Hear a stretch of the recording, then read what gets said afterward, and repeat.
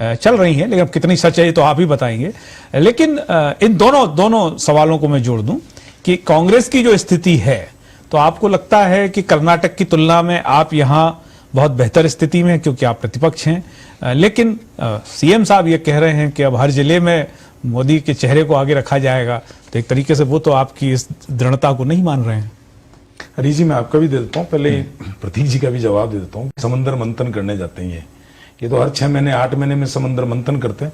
एक बार मंथन करते हैं तो नकारा निकल के आता है, फिर मंथन करते हैं तो निकम्बा निकलता है, फिर मंथन करते हैं तो गद्दार निकलता है, फिर मंथन करते हैं तो कोरोना निकलता है। अब ऐसा कैसा समंदर मंथन है, तो यही बता सकते हैं इनका अंदरूनी मामला है। खैर, इस बार बुद्धि का दिवालियापन पहले निकला है, लेकिन अब इस बार के मंथन में नहीं, शब्द की बात कर रहा हूं मैं, बताया गया है कि बुद्धि का दिवालियापन। अब किसके लिए कहा गया मुझे नहीं मालूम। तो वो हर बार मंथन में कोई निकल के आता है इनके। अब इनका मंथन करने का चरित्र अलग हो सकता है, और जो मंथन में निकलता है उनके शब्दावली भी अलग हो सकती है, वो इनका अंदरूनी मामला है।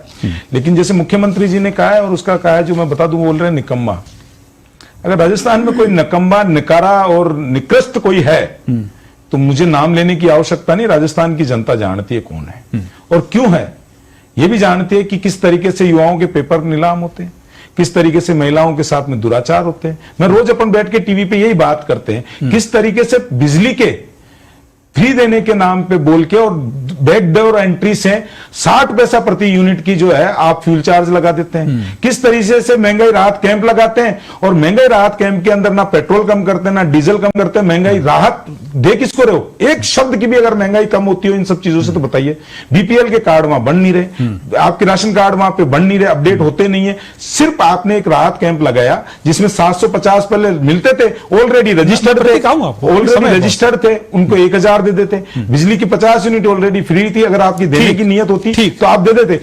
हरीश जी, दिया ऐसे जाता है, अभिषेक दिया ऐसे जाता है, अगर 10 सेकंड और दो तो, दिया ऐसे जाता है अभिषेक जी कि इन्होंने कहा कि मोदी जी आ रहे हैं। मैं उस पर भी और जवाब दे देता हूं 10 सेकंड में, कि हमारे पास में करिश्माई नेतृत्व का नेता है, जो विदेश में जाते हैं तो भी उनका मान सम्मान। अब सवाल ले लीजिए। देखिए क्या है ना कि इस पर व्याख्यान तो बहुत लंबा चल सकता है जी। सवाल ये है, जब आप ये कह रहे हैं कि नकारा कौन है और आपने तमाम चीजें बताई, फ्यूल चार्ज लगा, आपके पास नया नेतृत्व भी आ गया प्रदेश में जी, तो फिर क्या हम इसमें प्रतिपक्ष को भी शामिल कर लें? जनता लुट रही है, आप ये कह रहे हैं कि जनता को फ्यूल चार्ज के नाम पे, आपका कोई फ्यूल चार्ज को लेके आप बताइएगा कि जनता के पक्ष में आप सड़क पर खड़े हुए अभी तक?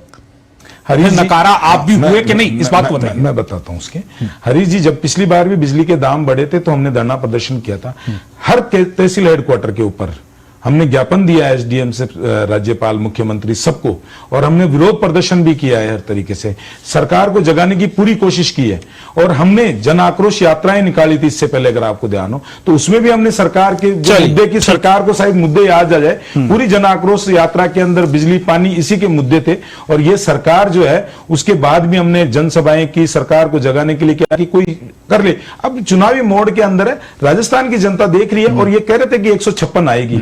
माननीय मुख्यमंत्री जी जब मुख्यमंत्री बनते हैं उसके बाद में विपक्ष का नेता नहीं बचता। ये कर्नाटक की बात कर रहे हैं, गुजरात की बात नहीं करेंगे। हमारा कर्नाटक में वोट बैंक प्रतिशतता वो उतना है, लेकिन